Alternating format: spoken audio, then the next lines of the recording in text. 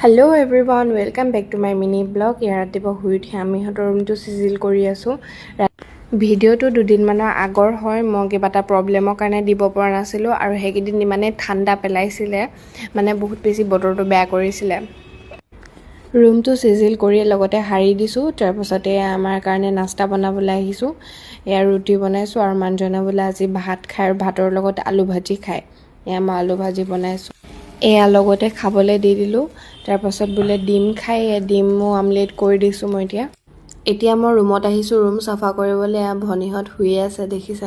আৰু মোৰ ৰুমটো যে ইমানে লেতেৰা হৈ থাকে, অকল কাপোৰৰ পৰা ভৰ্তি হৈ থাকে। বজাৰ কৰি আনিছে, এসক মাছ আনিছে, এয়া ব্ৰইলাৰ, এয়া দেখিছেনে? আমি বহি লৈছে এতিয়া, চব কি কৰিবলৈ দেখিছে, গোটেইখন কি কৰি দিছে দেখিছে।